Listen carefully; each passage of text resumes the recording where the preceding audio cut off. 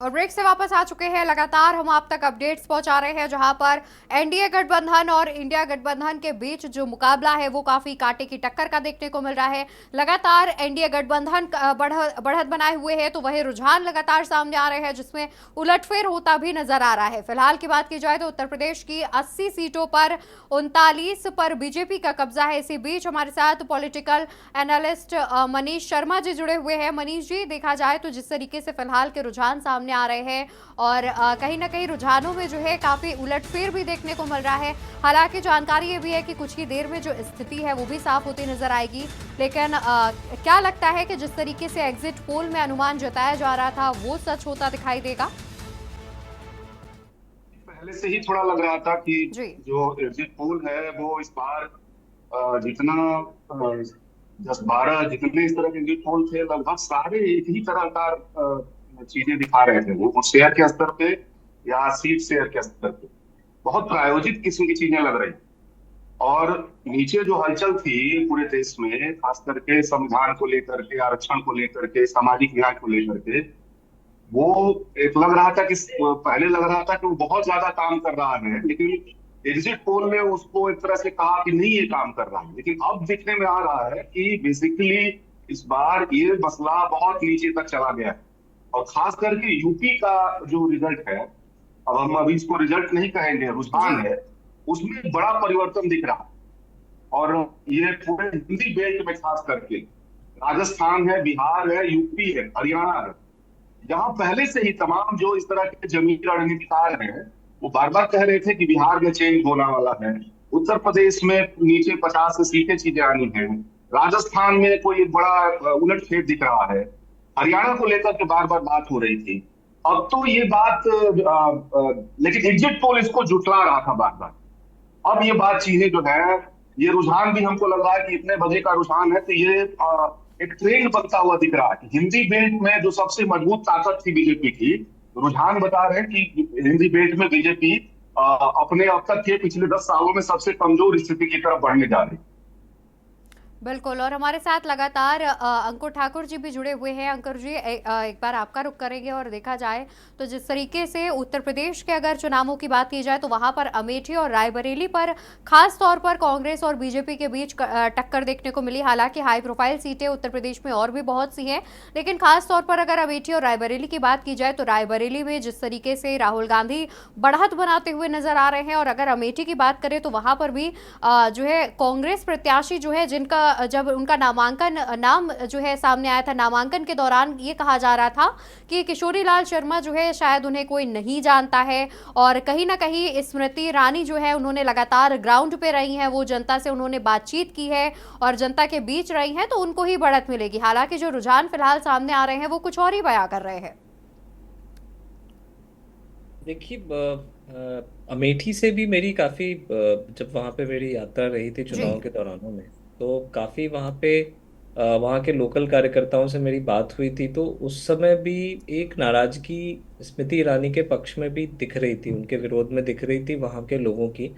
और एक ये भी वहाँ के लोगों की आशा थी कि वहाँ से राहुल गांधी चुनाव लड़ेंगे, जो कि नहीं हुआ। और उन्होंने लास्ट मिनट पे कैंडिडेट चेंज किए। बट किशोरी लाल जी ऐसा है कि वहां पे कार्यकर्ताओं के बीच में एक जाना पहचाना नाम है, भले बिल्कुल। पब्लिक में उनको कोई नहीं जानता हो, बट कार्यकर्ताओं के बीच में उनका एक नाम है। और एक एक मैसेज जो पीछे गया कि रायबरेली से राहुल जी लड़े, और साथ में वहां पे भी उन्होंने काफी रैलियां करी, चीजें करी। तो एक वो भी दिख रहा है कि स्मृति ईरानी जी के प्रति थोड़ी नाराजगी वहां पे लोगों के बीच में दिख रही है, जो प्रखर रूप से अभी के रुझानों में भी स्पष्ट आ रहा है। एक चीज मैं और ऐड करना चाहूंगा जो अभी तक की हमारी चर्चा में शायद हम मिस कर रहे हैं, कि आंध्र प्रदेश और उड़ीसा के विधानसभा चुनावों के भी रुझान आ रहे हैं साथ साथ में। जी। जिसमें आंध्र प्रदेश में एक तरीके से टीडीपी और बीजेपी और जो उनका गठबंधन है वो वापस सत्ता में आता हुआ दिख रहा है वहां पे। और अभी तक उड़ीसा के रुझानों में बीजेपी आगे चल रही है।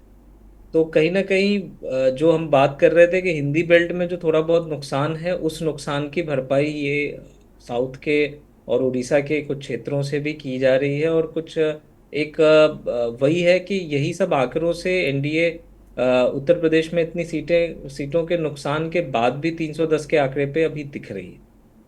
तो एक एक अभी भी एनडीए के लिए एक पॉजिटिव उनको दिख रहा है कि 2 विधानसभाओं में वो अभी आगे चल रहे हैं, जो विधानसभा चुनाव इनके साथ साथ हुए हैं, आंध्र प्रदेश और उड़ीसा में। जी बिल्कुल, और हमारे साथ लगातार महेंद्र सिंह जी भी जुड़े हुए हैं। महेंद्र जी, देखा जाए तो अगर हम इंडिया गठबंधन की बात की जाए तो नीतीश कुमार के आह्वान पर इंडिया गठबंधन जो है वो एकजुट हुआ था, और उसके बाद उनका इस तरीके से एनडीए गठबंधन में चले जाना, बीजेपी के साथ शामिल हो जाना, कहीं ना कहीं बीजेपी के जो तमाम लोग हैं उनका ये कहना था कि अब उनका जो जीत है वो बिहार की अगर बात करें या फिर अमूमन देखा जाए तो उनकी जीत पक्की है, और अब इंडिया गठबंधन का जो है कोई अस्तित्व नहीं रह गया है, क्योंकि इंडिया की जो नींव रखने वाले कहीं ना कहीं नीतीश कुमार का भी बड़ा नाम सामने आ रहा था कि उनके द्वारा जो विपक्ष है वो एकजुट हुआ था और वो इस तरीके से बीजेपी में शामिल हो गए, तो इसका जो प्रभाव है वो क्या पड़ेगा?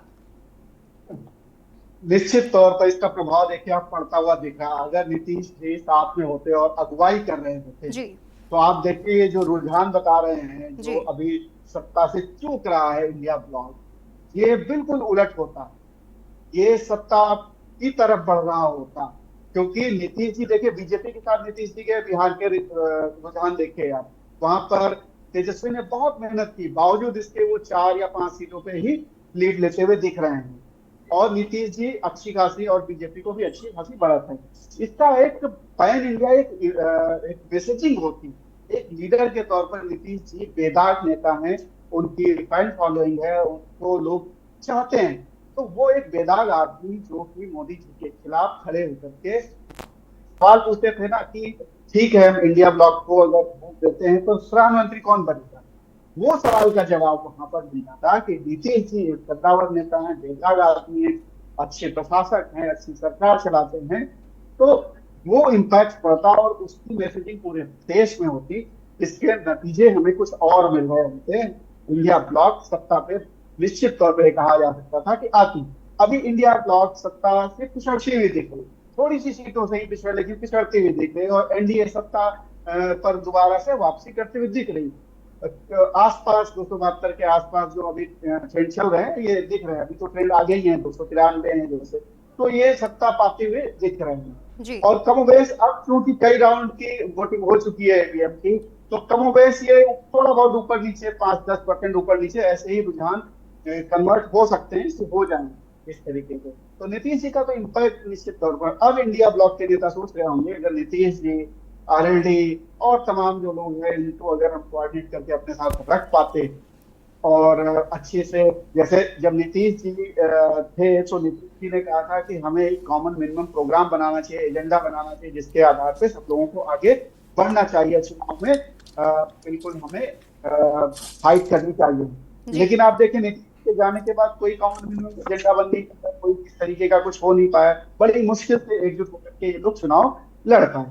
तो नीतीश जी का फैक्टर निश्चित तौर पर अवंतिका जी ये इसमें प्रभाव डालता है। बिल्कुल, और एक बार फिर से हम रुक करेंगे राघवेंद्र सिंह राजू जी का। देखा जाए तो जिस तरीके से राजू जी अगर हम बात करें तो ये बात हम नकार नहीं सकते कि बीजेपी ने इस बार जो चुनाव में काफ़ी ज़्यादा जनसभाएं रैलियां की हैं, केंद्र स्तर से लेकर के बूथ स्तर तक के सभी जो उनके कार्यकर्ता, नेता, मंत्री, तमाम लोग प्रचार प्रसार में जुटे रहे। और वही अगर विपक्ष की बात की जाए तो थोड़ा सा तो अंतर देखने को मिला, विपक्ष कहीं ना कहीं जनसभाओं में कमतर देखने को मिला, हालांकि वो अंतर 19-20 का ही कहा जा सकता है। लेकिन अगर मुद्दों की बात की जाए तो मुद्दों में बीजेपी ने तमाम ऐसे मुद्दे उठाए हैं जिनसे शायद जनता का कुछ लेना देना ही नहीं है, फिर चाहे वो पाकिस्तान, मुस्लिम या मंगलसूत्र, तमाम ऐसे मुद्दे जो है वो बीजेपी की ओर से उठाए गए हैं। वही विपक्ष का जैसे कि काम है महंगाई, बेरोजगारी पर घेरा, अग्निवीर योजना पर घेरा, और उसके बाद इन मुद्दों में सीएए भी एक बड़ा मुद्दा रहा है, यूसीसी भी एक बड़ा मुद्दा रहा है। तो क्या लगता है कि इन जो बड़े मुद्दे हैं उनका प्रभाव जो है इस बार वो भी देखने को मिलेगा? क्या सीएए जिस तरीके से पश्चिम बंगाल में ममता बनर्जी ने इस मुद्दे को उठाया था तो उसका जो प्रभाव है वो भी देखने को मिलेगा? नहीं, आपने देखा होगा अवंतिका जी कि जिस तरीके से अब जनादेश ऊपर जा रहा है, नीचे आ रहा है, और लगातार आप जो स्थितियां देख रही हैं, लेकिन ये निश्चित तौर पर था कि देश की राजनीति में सबसे बड़ा प्रदेश उत्तर प्रदेश अहम है। बिल्कुल। और उत्तर प्रदेश ने, आपने एक नहीं देखा, कई प्रधानमंत्री दिए हमारे देश में, तो जो उत्तर प्रदेश में है, जो स्थितियां चल रही थी, जी एक तो नैरेटिव ये था कि यहाँ के सांसद और विधायक, मैं आपके चैनल पर भले ही किसी को लगे जो भाजपा का अंधभक्त हो, लेकिन निश्चित तौर पर मैं तमाम विधायकों और तमाम सांसदों के बीच रहता हूं। जी उन लोगों की प्रशासनिक अधिकारियों के माध्यम से उनकी ताकत इतनी नहीं है कि कुछ मामला लेकर के वो जाएं और अगर कोई बात रखें तो ये तमाम नैरेटिव भी ऐसा आ रहा था कि भाई हम जनप्रतिनिधि चुनते हैं, आज हम मान लीजिए जो भी जनादेश आएगा उसका स्वागत है, लेकिन जब सांसद बनने के बाद जनता जाएगी किसके बाद? भाई जो जनप्रतिनिधि को वो वोट दिया, और आप देखें कि लगातार मतदान का प्रतिशत उत्तर प्रदेश में 2019 की अपेक्षाकृत कम हुआ है।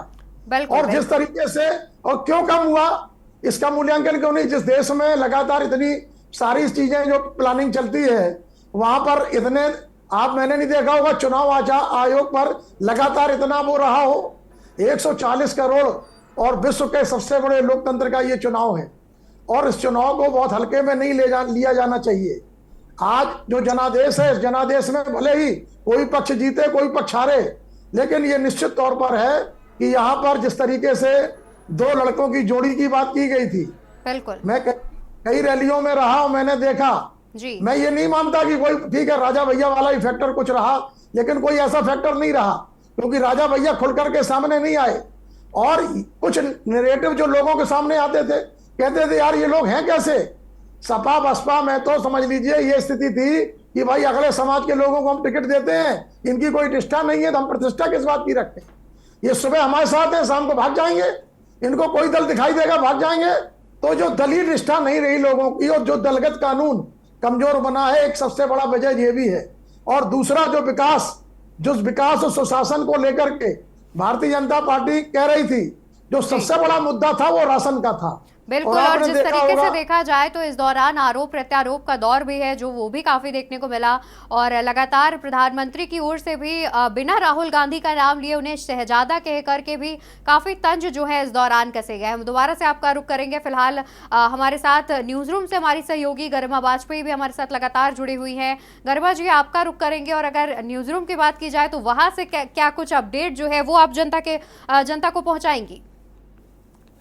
बिल्कुल बिल्कुल अवंतिका, देखिए लगातार पल पल में जो रुझान है वो बदलते जा रहे हैं और बहुत बड़े अंतर के साथ में बदल रहे हैं। तस्वीरें अगर हम अपने दर्शकों को दिखाएंगे तो आप देखिए यहाँ पर अभी 310 पर था, लेकिन अब 265 पर जो है वो एनडीए आगे है। तो देखिए बहुत जल्दी जो बदलाव है वो हो रहा है। इंडिया की बात करें तो इंडिया गठबंधन 254 सीटों पर फिलहाल आगे नजर आ रहा है, यानी महज लगभग 10 से 12 सीटों का जो रुझानों में अंतर है वो इंडिया और एनडीए के बीच में नजर आ रहा है। लेकिन उत्तर प्रदेश की 80 अहम सीटों की अगर हम बात करें तो देखिए बहुत कड़ी टक्कर है। 37 पर बीजेपी आगे चल रही है और 33 पर समाजवादी पार्टी। लेकिन यहां पर यह समझना बहुत जरूरी है कि ये जो 33 सीटों पर समाजवादी पार्टी आगे है, दरअसल वो कितने अंतर से आगे है, क्योंकि रुझानों को नतीजों में बदलने में बहुत कम वक्त लगता है। लगातार हम दिखा भी रहे 310 से सीधा 265 पर एनडीए जो है वो सिमट रहा है। लेकिन विनीत जी से हम बात करेंगे। विनीत जी, देखिए हम अंतर पर बात कर रहे हैं, ये जो अंतर है इंडिया गठबंधन या समाजवादी पार्टी के प्रत्याशियों के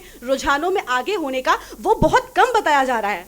गर्मा, बिल्कुल सही बात है कि जो अभी हम ये शुरुआती नतीजे हैं, अभी ये लगातार बदल रहे हैं। अभी किसी पार्टी को कोई बहुमत मिल गया है, कोई ये चिल्लाए कि नहीं हम सरकार बना रहे हैं, एनडीए कहे कि मैं बना रहा हूं, इंडिया कहे मैं बना रहा हूं, तो अभी बहुत दूर की कौड़ी अभी नजर आ रही है। क्योंकि अभी 2 बजे तक कोई ना कोई नतीजा सामने आएगा कि अभी कौन सी पार्टी ने कहां से जीत दर्ज की। क्योंकि ये जो आंकड़े अभी हम देख रहे हैं, आप इलेक्शन कमीशन की साइट पर अगर देखें तो जो जीत हार का जो बात की है, जो अभी आगे पीछे का जो आंकड़ा हम देख रहे हैं वो 1000 वोटों का है, 700 वोटों का है। तो ये जो रेशियो हम देख रहे हैं ये लगातार बदल रहा है। तो कोई 700 वोटों से आगे चल रहा है। अभी 5 राउंड की गिनती हुई है, 28 से 30 राउंड तक लोकसभा के चुनाव में गिनती होती है, यानी अभी बहुत समय बाकी है इनमें हार जीत में अंतर को तब्दील करने का। बिल्कुल बिल्कुल, हम देखिए स्क्रीन पर भी देख पा रहे हैं कि लगभग 1000, 1500 ये जो अंतर है ना, ये एक ईवीएम में बदल जाता है। तो अंतर अगर बड़ा नहीं होता है तो ये जो बड़ा वाला मार्जिन सामने आ रहा है 37 और 33 वाला, इसको बदलने में वक्त नहीं लगेगा। ये बड़ी अहम बात है अवंतिका। तो देखिए ये समझना होगा कि उत्तर प्रदेश की 80 जो सीटें हैं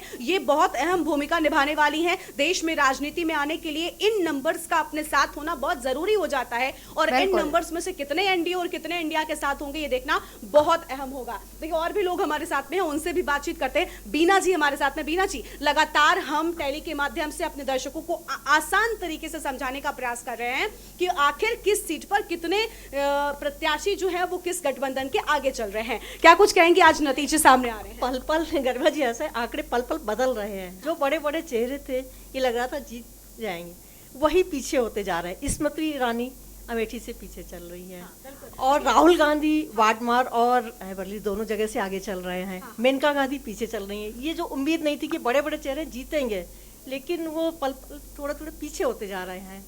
बिल्कुल, तो देखिए बड़े चेहरे जिनकी प्रतिष्ठा हम कह लें, वो दिग्गज कह लें, जिनकी इस बार प्रतिष्ठा दांव पर लगी हुई है। अमेठी की बात करें, देखिए उत्तर प्रदेश में अमेठी में इस बार बहुत कड़ी टक्कर नजर आ रही है, क्योंकि अमेठी से स्मृति ईरानी एक तरफ बीजेपी की प्रत्याशी है, पहले की तरह उन पर ही विश्वास बीजेपी ने दिखाया, लेकिन अमेठी से इस बार कांग्रेस पार्टी ने बड़ा दांव खेला किशोरी लाल शर्मा को चुनावी मैदान में उतार कर। अब जब किशोरी लाल शर्मा चुनावी मैदान में है, जो गांधी परिवार के बहुत करीबी हैं और एकदम ऐन वक्त पर उनका नाम सामने आया था, वो नाम सामने आने से पहले गए भी थे। लोगों को लगा कि ये पर्यवेक्षक के तौर पर यहाँ पर आए हैं, जायजा लेने के लिए आए हैं, लेकिन नहीं पता था कि वही प्रत्याशी होंगे, उनके नाम पर मोहर लगती है, वो चुनाव लड़ते हैं। और अब गांधी परिवार के इस करीबी शख्स पर आम जनता कितना विश्वास दिखाती है और अमेठी क्या एक बार फिर से कांग्रेस के पाले में आता है, बहुत अहम होगा। मुकाबला यहाँ का भी बहुत अहम है। लेकिन रायबरेली की अगर हम बात करें तो देखिए रायबरेली में राहुल गांधी उतरे। उनकी मां सोनिया गांधी का ये संसदीय क्षेत्र है, लगातार वो यहाँ से सांसद रही हैं और उनकी गैर मौजूदगी में किशोरी लाल शर्मा यहां पर काम संभालते रहे हैं।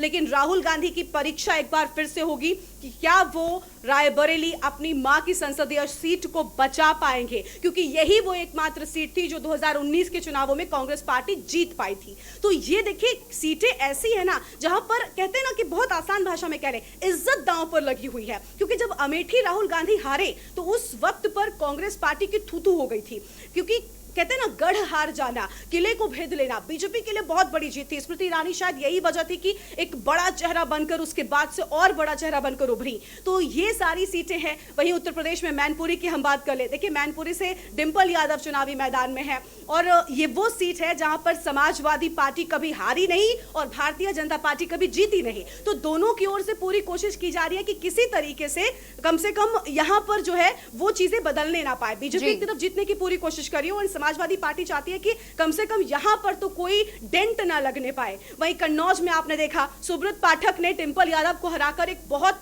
बड़ा झटका समाजवादी पार्टी को पहुंचाया था। सोचिए, मैं डिंपल यादव नहीं कह रही हूं, क्योंकि डिंपल का हारना पूरी समाजवादी पार्टी का हारना हो गया था। अखिलेश यादव की वो पत्नी है और सबसे बड़े चेहरों में से एक है। इस बार अखिलेश यादव कन्नौज से उतरे हैं सुब्रत पाठक के सामने। अब बड़ी बात यह होगी क्या वो अपनी पत्नी की हार का बदला सुब्रत पाठक से ले पाएंगे, क्योंकि प्रतिष्ठा यहां पर भी दांव पर लगी हुई है। अखिलेश यादव यहां पर मोर्चा संभाल पाएंगे, ये सब बातें बहुत अहम हो जाती हैं, इन सीटों को हॉट सीट बनाती है। वाराणसी की बात कर ले, मैं खुद वाराणसी में थी, मैंने जब वहां पर लोगों से बातचीत की तो देखिए भले ही कांग्रेस पार्टी ये कह रही हो कि मुकाबला है वो कड़ा है, अजय राय यहां पर वो खुद वहां के रहने वाले हैं, जातिगत समीकरणों की बात करें तो अजय राय के पक्ष में बैठते हैं, लेकिन प्रधानमंत्री जैसा बड़ा चेहरा जब वहां से उतरा हो तो मुकाबला किस तरीके का होगा ये थोड़ा सा समझना मतलब आसान है। और वाराणसी में प्रधानमंत्री नरेंद्र मोदी फिलहाल आगे भी चल रहे हैं। देखिए अलग अलग सीटों से बातें सामने आ रही हैं, वो भी हम आपको दिखा रहे हैं। घोसी से सपा के राजीव राय महज 2354 वोटों से आ गए। अब समझिए आप 2300 यानी 2300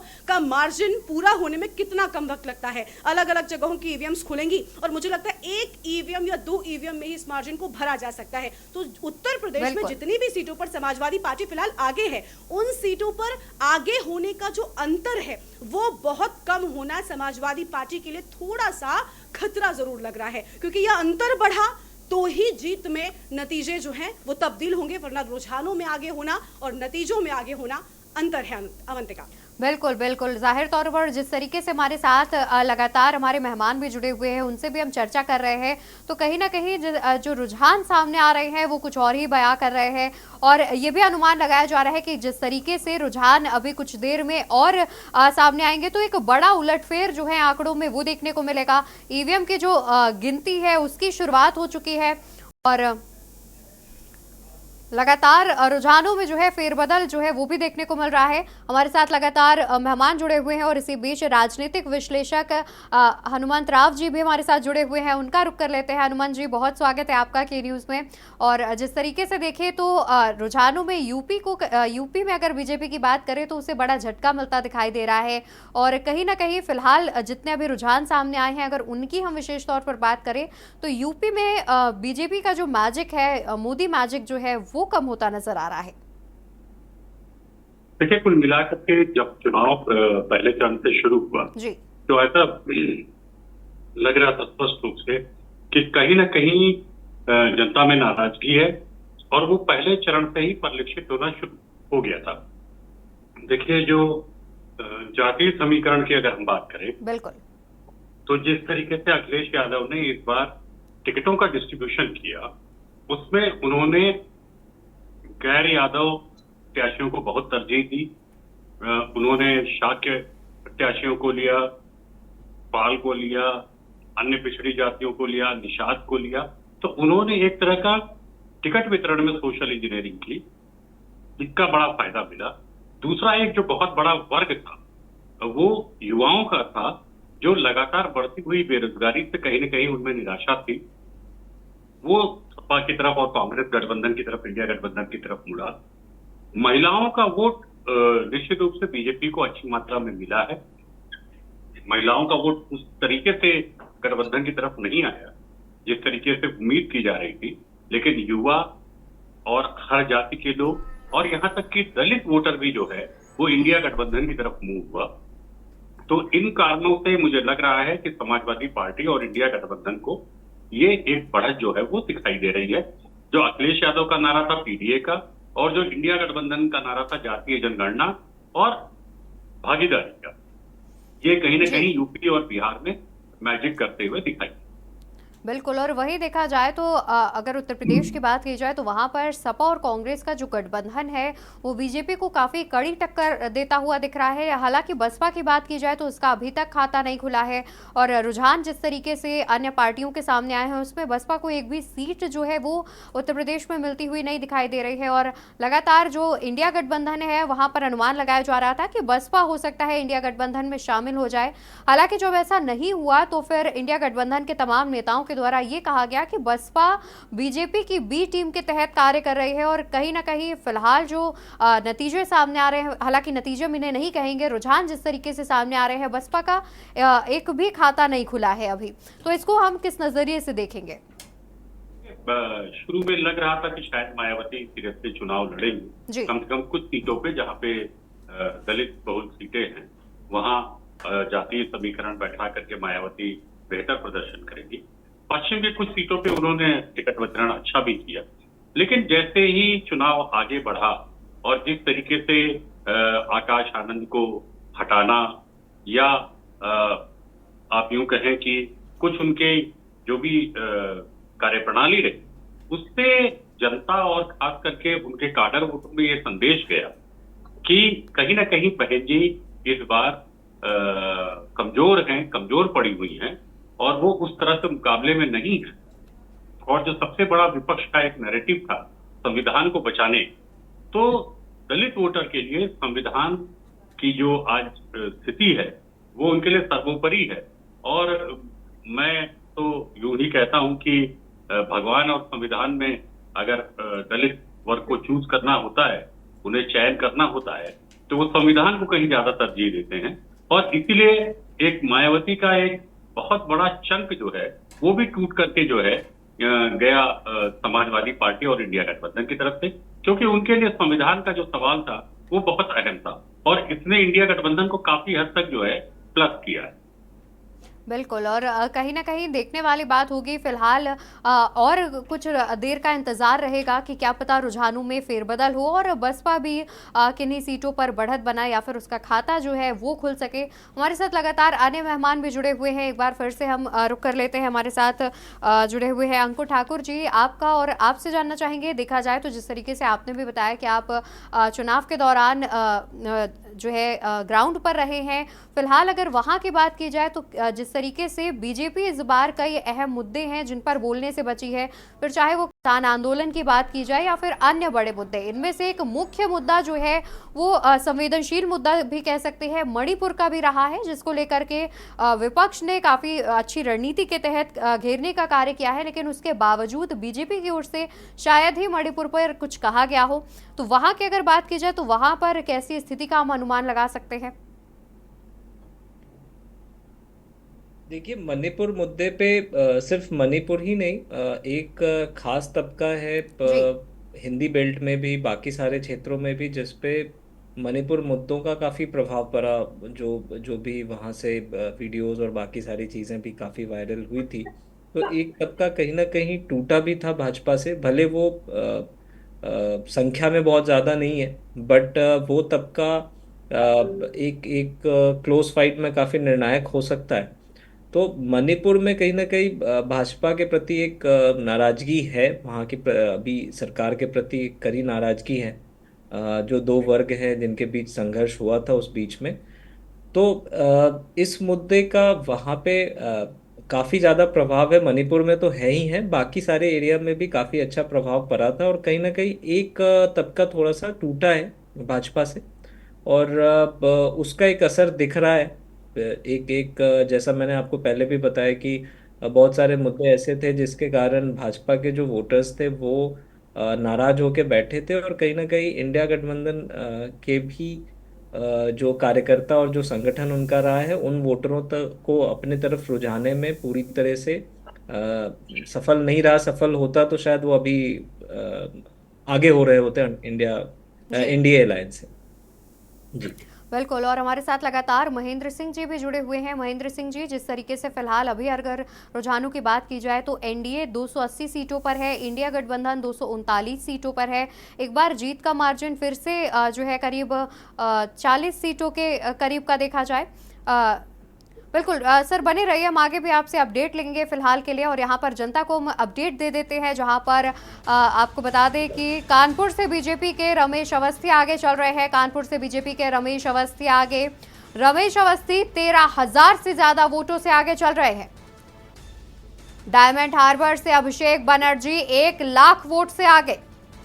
पश्चिम बंगाल से टीएमसी 21 सीटों पर और बीजेपी 11 सीटों पर आगे चल रही है। तो लगातार जनादेश 2024 के तहत पल पल की अपडेट्स हम आप तक पहुंचा रहे हैं, लेकिन यहां पर रुकेंगे एक छोटे से ब्रेक के लिए, जल्द ही हाजिर होंगे। आप देख रहे हैं के न्यूज़, खबरों का सारथी।